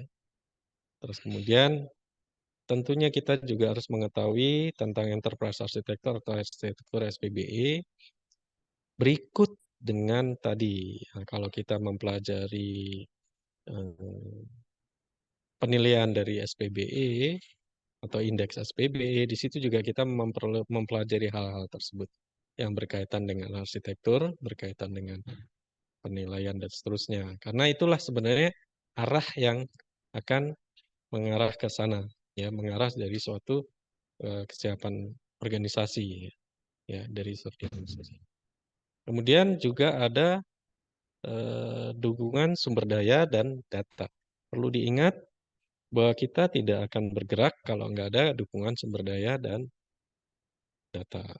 Sumber daya meliputi sumber daya anggaran, sumber daya manusia, dan sumber daya fasilitas yang lain yang dibutuhkan, yang dipersiapkan dalam satu organisasi. Dan tentunya data-data, tentunya ya. Karena tadi kalau untuk membentuk suatu arsitektur tanpa ada data aplikasi yang kita punya misalnya, nggak punya datanya, atau tidak ada yang mau menyediakan datanya, tentu tidak akan berhasil buat suatu arsitektur. Jadi artefaknya harus ada semua. Kebijakan apa saja yang sudah ada, ya, data-data itu yang kita butuhkan. Tentunya sumber daya tadi berkaitan dengan orang-orangnya ya, orangnya, sumber daya manusianya, yang pelaksananya, dan sumber daya anggaran, sumber daya fasilitas yang lain ya dibutuhkan untuk membuat satu sistem, suatu SPBE ini untuk mendukung pembuatan arsitektur SPBE maupun peta rencana. Ya.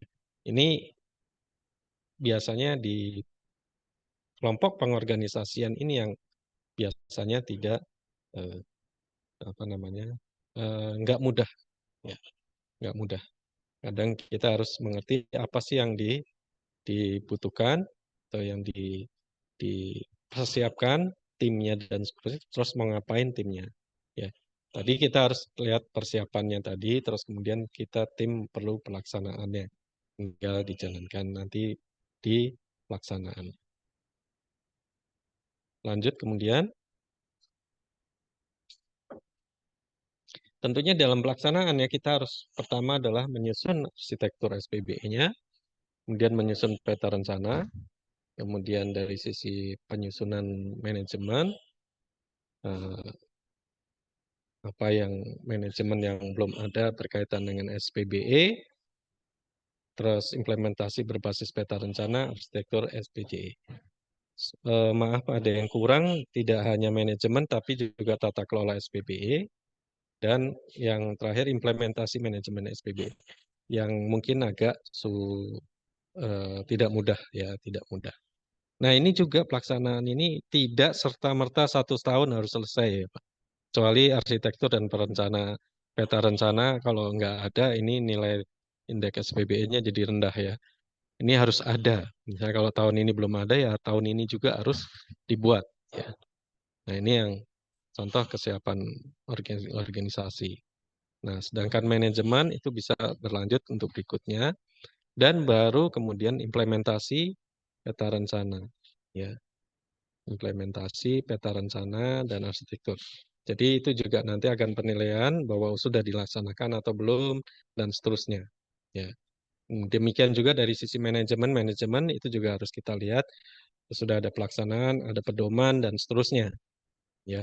Mengikuti pedoman atau tidak, pedoman manajemen SPBE yang dibuat setiap instansi. Ya.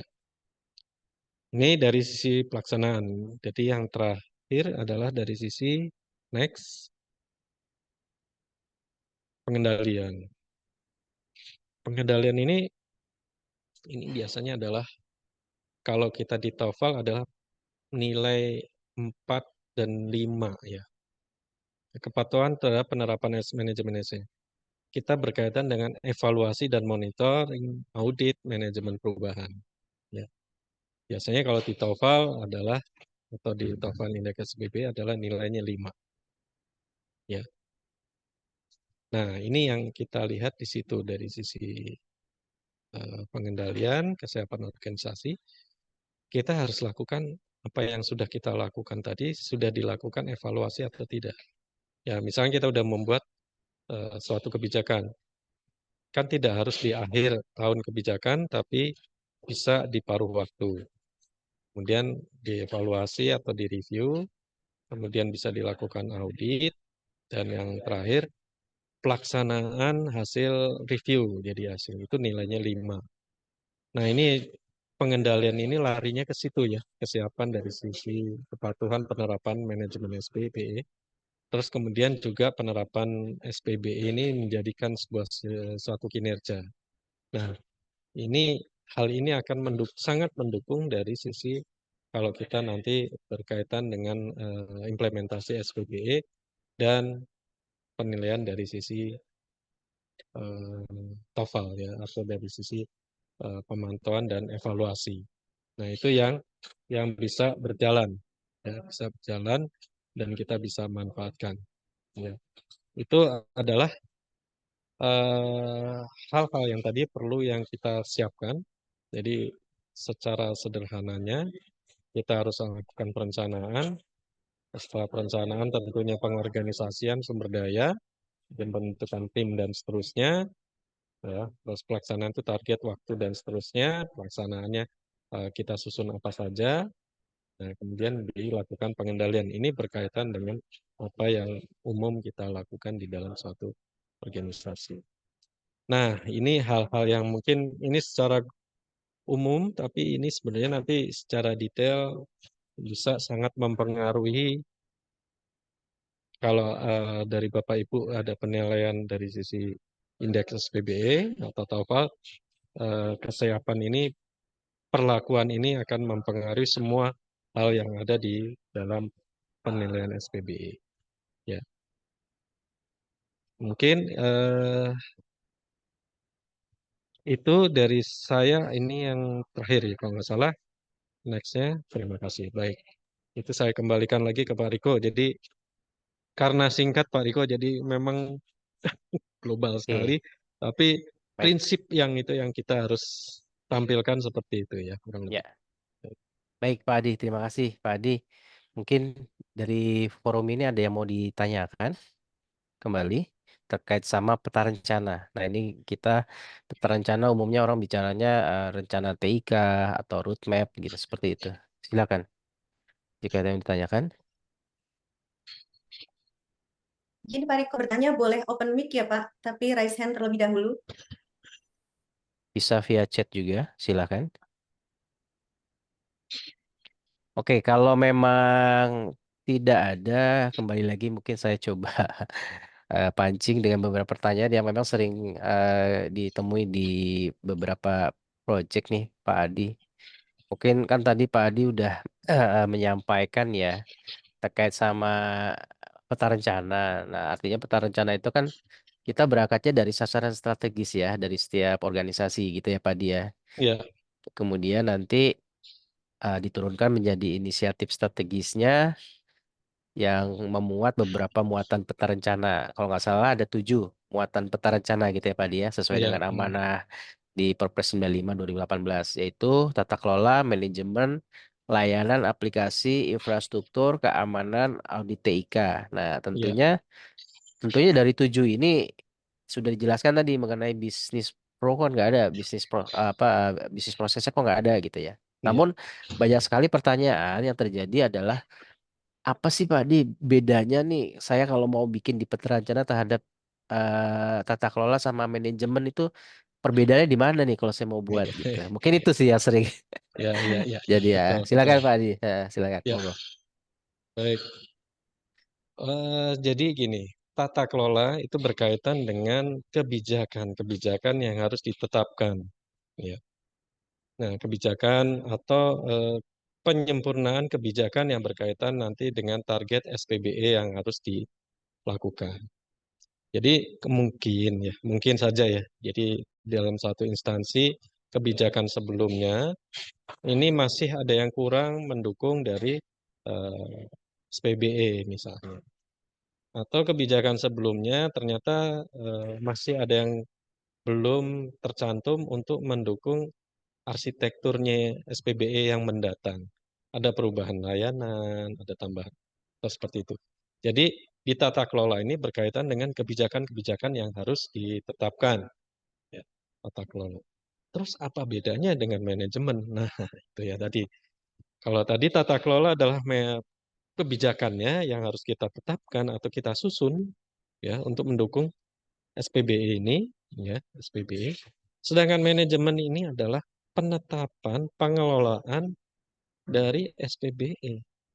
Jadi misalnya kita ke depannya ini data ini harus misalnya ya Pak.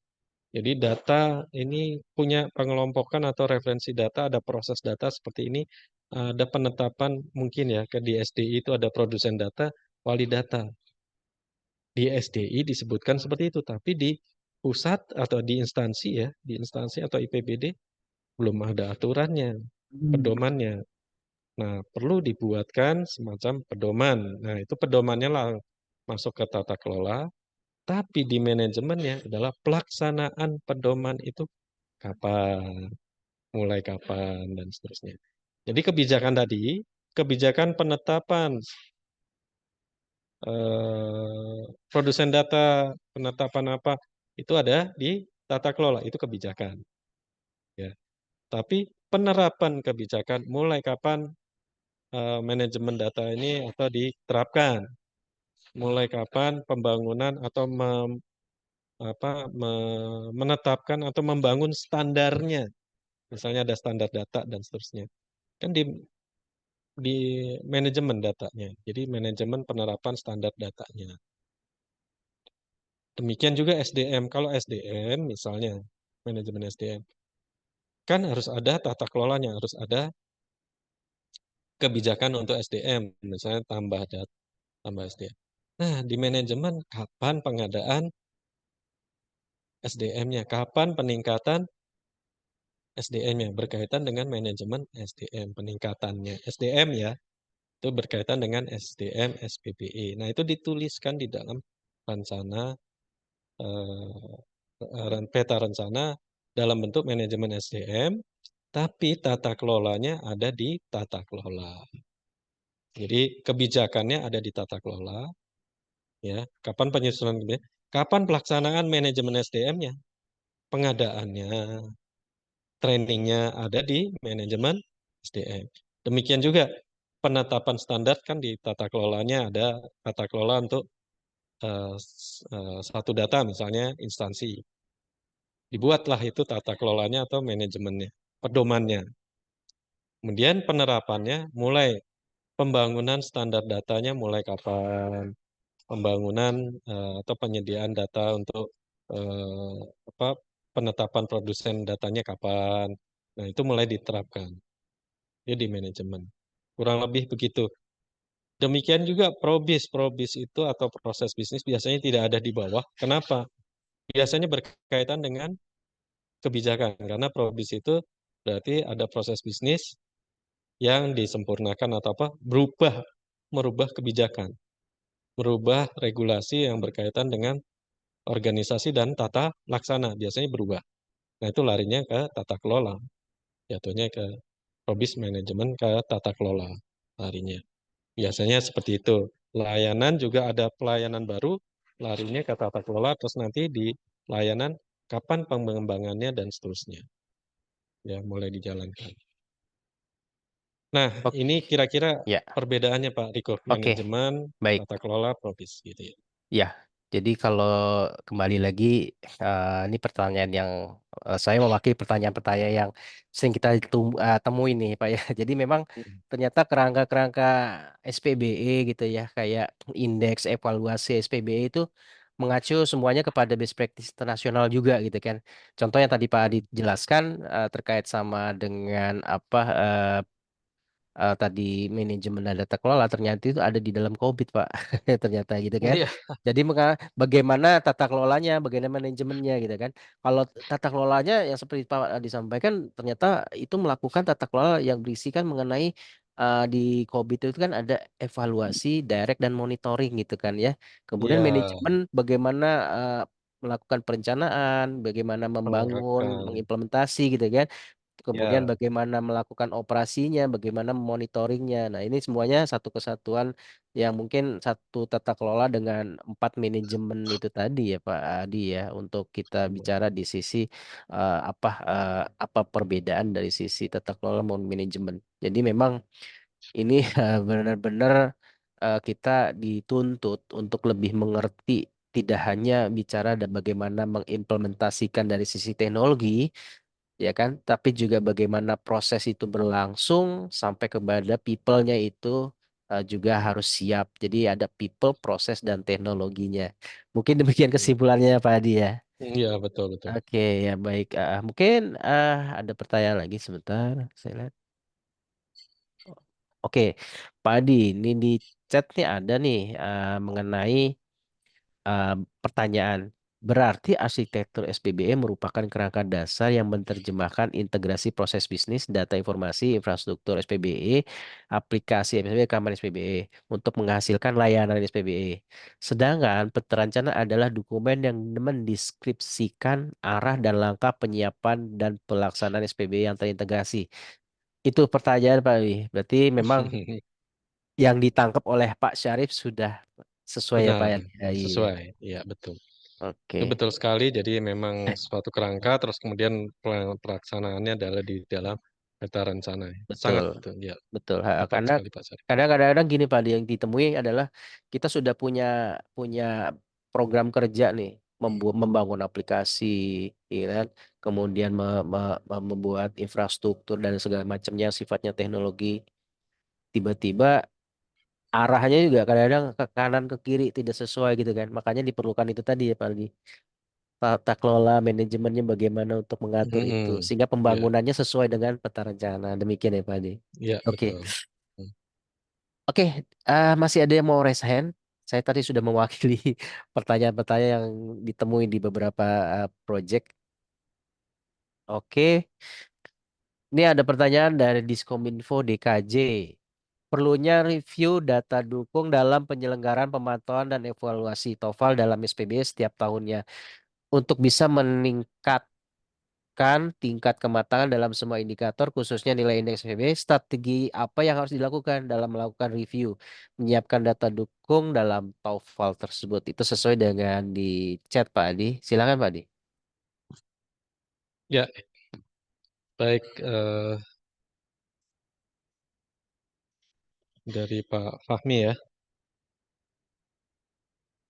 Nah, dalam penyelenggaraan TOEFL apa namanya pemantauan evaluasi dalam SP setiap tahunnya untuk meningkatkan kematangan semua indikator. Ya, sebenarnya kalau kita biasanya ya kalau kita melakukan eh, review terhadap atau kita melihat dari sisi eh, indeks ya indeks biasanya kita bisa melihat mana sih yang sudah mencapai nilai berapa dan seterusnya itu kan bisa kelihatan ya. Biasanya adalah kekurangan dari sisi bukti ya, bukti kita udah melakukan atau tidak.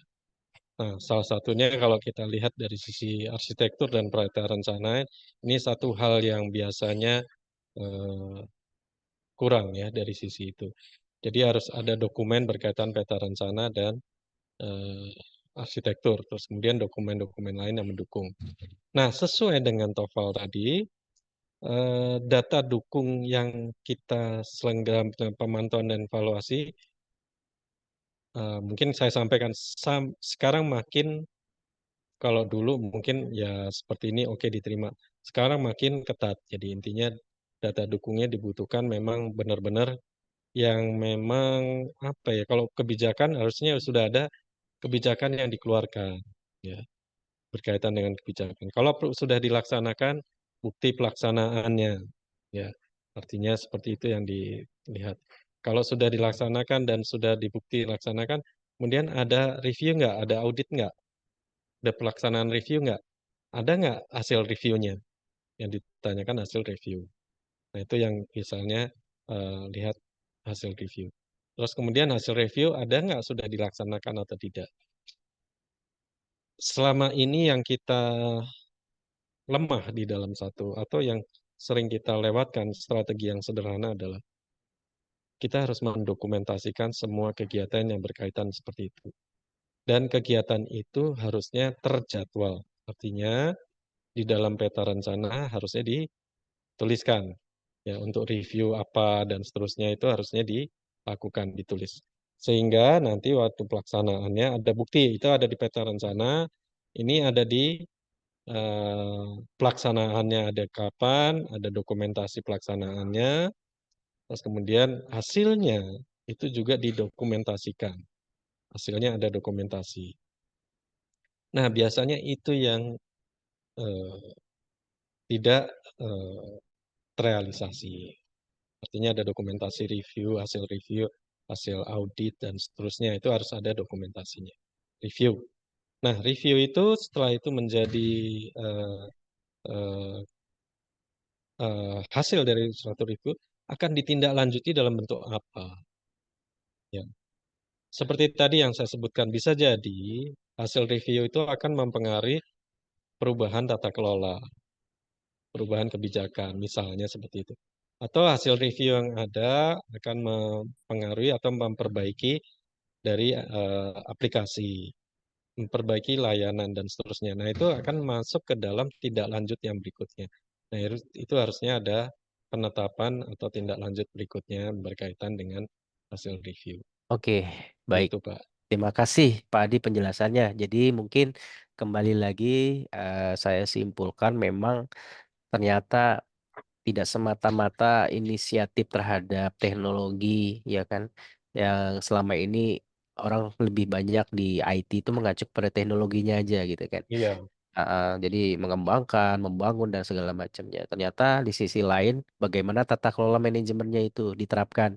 Dan itu adalah bagian dari sisi penilaiannya di sisi TOEFL seperti itu ya Pak Adi ya. iya, Ya makanya saya rasa eh, yang perlu juga dicermati dalam membuat peta rencana yaitu manajemen dan tata kelolanya juga Bapak Ibu. Jadi tidak semata-mata kita bicara mengenai peta rencana di sisi teknologinya maupun keamanan informasi. Saya rasa gitu. Dan tidak lupa juga mungkin Pak Adi ya, karena kan bicara di tata kelola manajemen tidak berarti kita hanya bicara dokumen gitu. Tapi juga bicara bagaimana kegiatan dilakukan gitu kan. iya, betul. Contoh misalkan Pak Adi kalau nggak salah waktu itu mengenai bagaimana penerapan keamanan informasi misalkan. Berarti kan harus ada agenda kegiatan awareness gitu ya, sosialisasi Iya, keamanan gitu ya. Nah itu kan dan berupa itu ada kegiatan. dokumentasinya kan, nggak Betul, nggak sekedar dokumennya saja, tapi dokumentasi kan saya sebutkan seperti betul itu. ya Pak Adi. Jadi nanti di planningkan nih di setiap tahun berapa Diplanningkan kali. kapan, Nah ya, itu ya, masuk ke dalam peta rencana. Demikian ya Pak Adi ya. ya betul. Di peta Mudah-mudahan bisa. rencana muncul Iya, kelihatan oke. seperti itu. Mudah-mudahan bisa menjawab Pak Richard dan Fahmi dari Diskominfo DKJ. Nah, untuk itu mungkin saya kembalikan lagi ke Bu Yani sebagai MC di sini. Bu Yani, Terima kasih Pak Riko. Bapak Ibu semua, materi yang disampaikan oleh pembicara kita sangat menginspiratif kita semua ya Bapak Ibu. Eh, Kami berharap di akhir acara ini, pertemuan ini tidak akan berakhir pada pertemuan di hari ini saja, tapi akan berlanjut dengan series Mahir SPBE kami, Pak. Jadi, Mas Afif boleh di-share kembali yang jadwal kita, Mas Afif, jadwal untuk Mahir SPBE. Bukan, satu lagi. Oke. Pada tanggal 26 Juli, kami akan kembali hadir dengan topik kesiapan organisasi dalam penyusunan manajemen tata kelola SPBE. Dan pada tanggal 24 Juli 2024, kami akan kembali dengan topik kesiapan organisasi dalam penyusunan manajemen resiko SPBE. Dan kita juga ada series untuk enterprise arsitektur pada tanggal 10 Juli 2024 tentang peran penting enterprise arsitektur dalam organisasi sebagai penggerak bisnis di era modern. Serta di tanggal 7 Agustus dengan judul penggunaan framework TOGAP dalam penyusunan enterprise arsitektur. Bapak Ibu dapat menghubungi admin kami atau nanti di dalam grup webinar ini akan di-share oleh Mbak Aulia. Bapak Ibu, di akhir ini saya ingin berbagi hadiah. Mungkin siapa di antara Bapak dan Ibu yang ingin mendapatkan hadiah dari saya nih Bu? Silakan Bapak Ibu raise hand. Yang pertama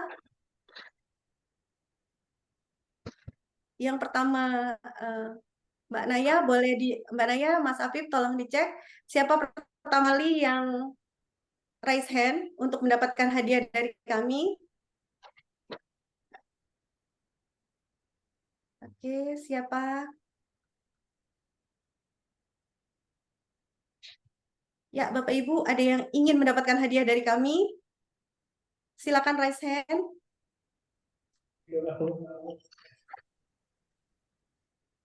Sudah ada tuh, Oke, Pak Taufikur Pak Rahman. Taufikur Rahman, silakan open mic, Pak.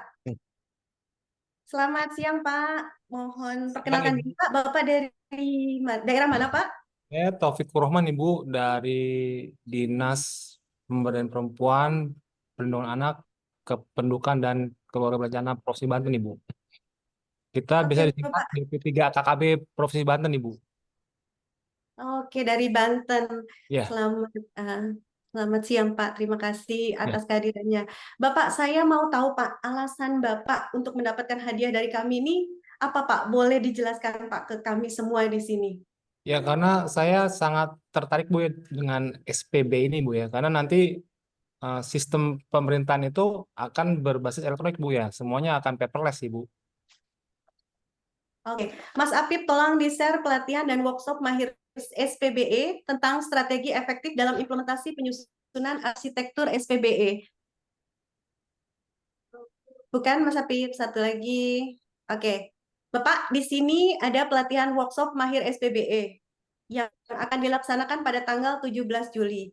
Jadi, bagi Bapak dan Ibu yang ingin memiliki strategi yang efektif dalam implementasi penyusunan arsitektur SPBE-nya, silakan mendaftar, dan yang mendaftar paling pertama itu akan mendapatkan diskon 20% dari kami.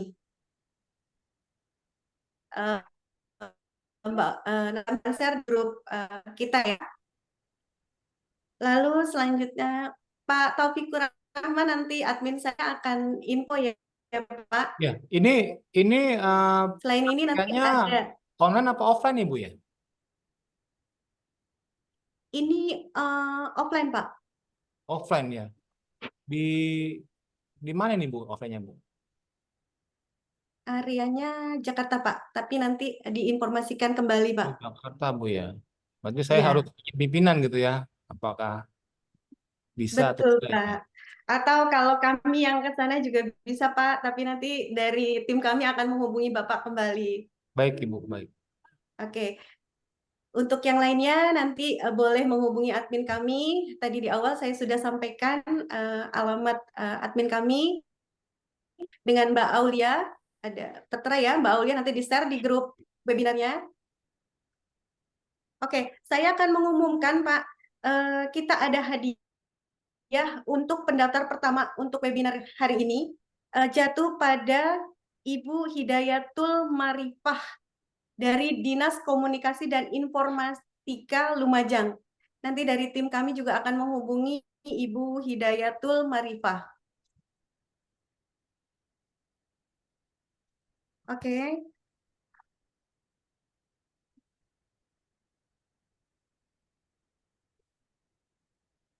Alhamdulillah, Bapak Ibu semua, seluruh rangkaian acara sudah kita jalankan bersama, dan alhamdulillah materi yang disampaikan oleh Pak Adi dan Pak Riko mungkin sangat menginspiratif Bapak dan Ibu semua. Kami berharap ilmu ini bisa dapat diimplementasikan di organisasi-organisasi Bapak dan Ibu sekalian. Saya Yulia Nurahmayani, mohon undur diri. Wassalamualaikum warahmatullahi wabarakatuh. Waalaikumsalam. Waalaikumsalam warahmatullahi wabarakatuh. Izin live, Bapak Ibu. Terima kasih Bapak Ibu semuanya. Saya izin live.